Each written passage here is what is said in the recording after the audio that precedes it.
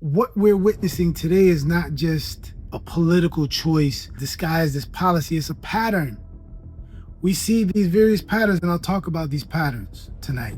We are told that war is about freedom, it's about security, it's about democracy, all while lying in our faces, erasing the history and the contemporary plight of Black Americans in the US. Because while there's billions and trillions of dollars that can be mobilized for war overnight, everyday people in the US, the hardworking, tax-paying people who fund these wars, are told to be patient when it comes to education, when it comes to healthcare, when it comes to a crumbling infrastructure across the country. Basic needs of everyday people. We have a homeless crisis that is out of control from coast to coast.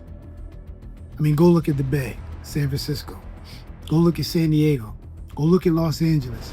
Look at New York City. Look at Chicago.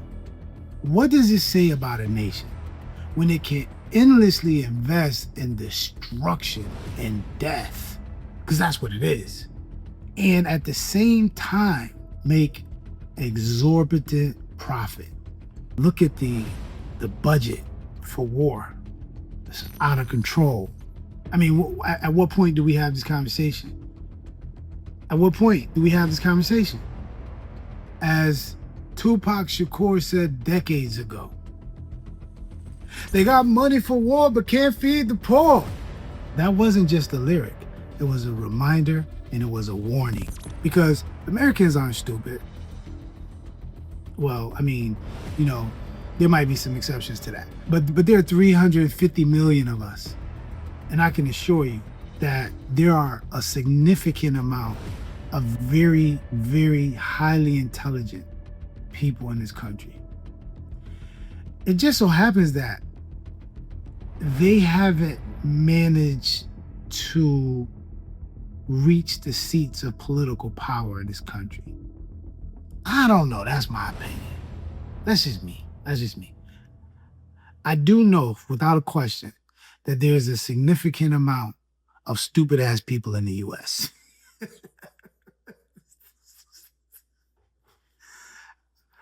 No question. But we all ain't stupid. The point I'm trying to make is the war machine sells honor, but it delivers neglect. It neglects the people. It's a long history of it. We can go back to the Civil War, but let's start with the Harlem Hellfighters in World War I. So the Harlem Hellfighters was a segregated platoon of Black Americans who were given the name of the Harlem Hellfighters, and they were named that by the European counterparts who they were fighting alongside. Not really alongside, because they were the U.S. had segregated them, so there was an all-Black platoon, but they were hellraisers. So much so that at one point, you know, when they were in England and they wanted to patronize a pub or a cafe or something, and the white American troops were like, no, they're not allowed in here. And the British, so the legend goes, were like, no, they are allowed. And, you know, and then there was almost like a war that broke out, almost a shootout that happens because, you know, the Europeans had admired the work and the valor of the Harlem Hellfighters. I mean, there's so much that we need to unpack in this. And when we talk, we have these kinds of conversations all around the various ways in which war and the prospect of war and the realities of war and how it affects people, how it affects groups, and how it affects history, and how it affects what we write and what we tell and what we teach and what we remain quiet about. They love sending our best and our brightest, our youngest, our most gifted, our most athletic, best minds amongst us. They will love to pluck us out of our neighborhoods and send us off to war. The black man fights and dies in Vietnam. He questions whether the real war is in Vietnam or America. Let's pull up a chart of all of the money that the U.S. government spends on its military, and juxtapose that with the nations across the globe and what they spend on their military. And look at the gap. We got money for wars, but you know the rest. The Pentagon has failed every single audit that it has ever had the pleasure of being conducted. Every single one. Every one. I could be wrong about every single one, but I know they haven't passed one in a long time. Maybe not ever, and definitely not in the last couple of decades. And there's absolutely no accountability, and the budget keeps ballooning, literally missing billions and trillions of dollars that they can't account for. What the fuck? But God forbid I miss a mortgage payment. God forbid my child, because my job at wherever factory or wherever had to lay me off, and I don't have enough money because I'm living paycheck to paycheck, and I don't have enough money to buy milk for my child. So I go to the store and I steal a can of milk. I might lose my life. But you see the juxtaposition, you get the point. Endless funding approvals for war in the war machine. Absolutely no accountability. Contrast that with underfunded, failed schools. The literal divestment in the future of your country. When you divest from schools, when you decide to put the bare minimum into our schools, you are literally giving up on your future. Let's be mindful of the people who are making these kinds of decisions. To give a blank check to the war machine and let them just steal as much as they want, whenever they want, however they want, and ain't no accountability. And the same people telling us, we don't got money for schools. We don't got money for healthcare. It's a damn healthcare crisis. It's a damn food desert. So it's not about a failure of resources. It's about deciding what to prioritize and who to prioritize. It's always been like that. It's just now we're at a moment where the mask has been taken off. People in the U.S. are anxious. They distrust each other. They distrust our leaders or politicians because I don't think they are mutually exclusive. I don't think they're one and the same. Politicians aren't leaders. A lot of them are part of a pay-for-play scheme. Really, that's what our politicians have become. That's what our whole political system has become.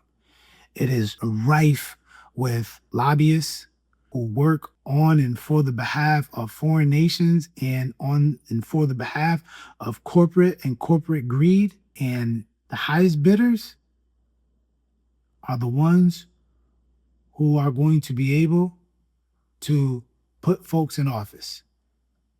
And that's the reality. That's the reality. And that's the reality for all the political parties, both political parties. That is the reality. There's a lot of decent Americans, man. Black, white, everything in between. And you know, folks' hands are tied. But Americans are waking up. But waking up inside a system that you don't control is a nightmare. Republicans in the House hope to quickly pass President Donald Trump's tax and spending cuts package. The motion is adopted. I think this is one of the saddest days in modern American history. So all that gloom and doom, what can we do about it? What are some solutions? That's always an interesting question to me because sometimes the solution is just knowing and having the information. Because having the information a lot of times leads to the unlearning that needs to ensue. But sometimes that could be a cop-out as well. So I'm going to offer some solutions. We have to stop seeing war as patriotism and start seeing it as policy and politic. So we need to start seeing war as the product of return on investment, political and corporate interests, right? And the interest of foreign actors, foreign governments, and a lot of money. nothing to do with all the things that they've lied to us about. The media has become a joke. I don't care if it's Fox, I don't care if it's MSNBC, I don't care what the hell it is. It's all a joke. You know, one of the things that happened, the repeal of the Glass-Steagall Act, or the what was the other one in 1996? The Telecommunications Act of 1996, which sort of allowed for the monopolization of industry in the U.S., which had been banned, you know, prior, like it had been banned during the era of the Great Depression. And during the presidency of Bill Clinton, that was sort of undone. And in undoing it, it allowed for big mega corporations to buy up independent media and buy up independent information mediums. So that's why you have just a handful or so of media outlets that really control everything, because of the repeal of the Telecommunications Act and the Glass-Steagall Act back in 1996. Right. So why are we teaching history? Why are we underfunding our schools? Why is the media, you know, allowed to be bought up in this way? Right. Why are there all these contradictions? All in our face, playing in our face. And what are we going to do about it? Another solution. Well, that's not, I don't know if that's a solution, but let's just call it one. But another one is budget accountability. So the first solution I said was reframing the narrative. So that is the solution. So we need to question media framing. We need to teach history and historical context, and we need to expose the contradictions. We need to do that routinely. That's one solution. That's reframing the narrative. The second solution is budget accountability. No institution should receive blank checks. I mean, I don't get one. Everybody I know don't get one. Some of the people I know, teachers deserve one. Teachers deserve blank checks. Teachers need to be the highest paid folks in the country. But you know, our president said, or your president said, that this is not a profession anymore. This is no longer a professional. It's not considered a profession anymore. It's not. It's out of the ranks of professionalization.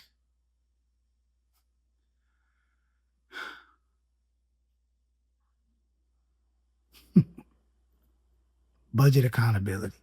Demand transparency. If we have politicians and elected officials, if they want our votes, then they need to be loyal to the people, not to lobbyists. And these are the people who we should be putting up for votes, for office. And these are the people who we should be, you know, putting our energy behind. Anybody else, you're fooling yourself. I don't care if it's Democrat, I don't care if it's Republican, I don't care. They're all being funded on both sides by the same lobbyists. You tell me how that makes sense. Number 3, reinvest in domestic infrastructure. I mean, goddamn, it's a no-brainer. It's a no-brainer. You drive through Philadelphia, man, the potholes they will knock a disc out of your back. Same with New York. Same with LA. Same with Detroit. Same with Chicago. Anywhere you go in this country. Potholes, bridges falling apart, dusty, rusted, and all of it. Man, come on, man. Come on, man. We can't fix this. We can't fix this. We gonna wait for them to just fall in on themselves? Healthcare, education, funding. Come on, man. What we waiting on? What we waiting on? What we waiting on?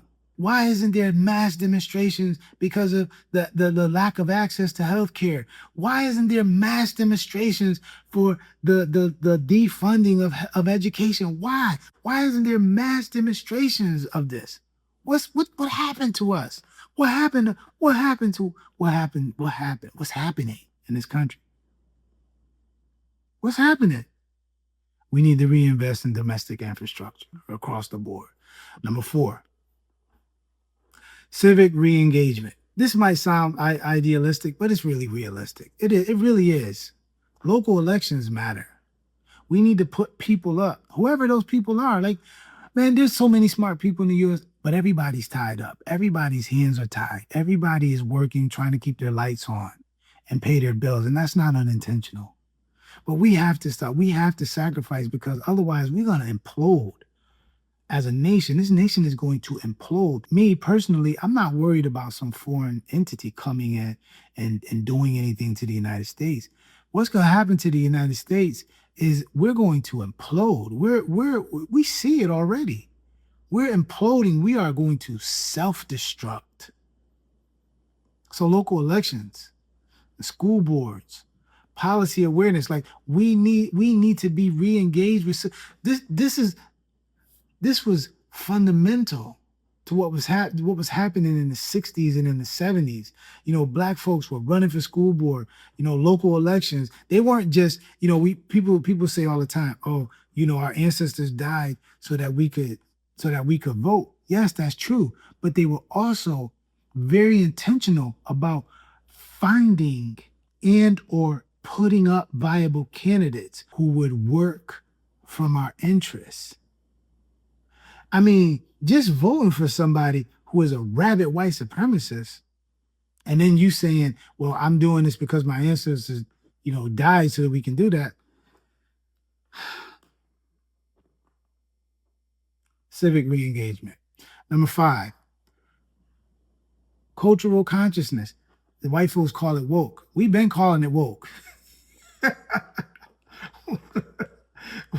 White folks get a hold of stuff, man, and they just, boy, good God Almighty, man, we've been telling each other to wake up for before I was even born. You know what I'm saying? Come on, man, wake up, man. Stay woke. We've been convinced that war is necessary, but that taking care of the people is an option that they rarely have money for. That's the real crisis here. It's not about a lack of money. It's a lack of morality. It's a lack of integrity, decency, principle, and humanity.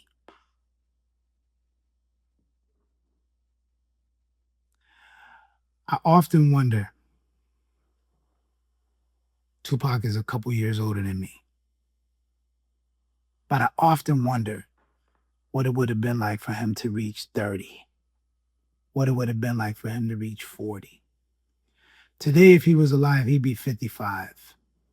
What would 55-year-old Tupac, had he continued to evolve, how would he think? What would be his mindset? I don't know. We don't know. We don't know. But one thing we do know is that he was right on point. To say that America is flawed is, I mean, of course it is. Nothing, no one, nowhere is perfect. Nowhere. So of course it's flawed. That's not anti-American. That's a reality. But more importantly, America has shown us patterns, and we need to pay attention to those patterns, those intersections between war, race, and policy that reveal what the U.S. war machine really and actually values and cares about. That's it for now, y'all. Peace. Word up, quick to set it, don't wet it. Real niggas lick shots, peace, Connecticut. What up, yo? Time is running out. It's for real, though. Let's connect politics, ditto.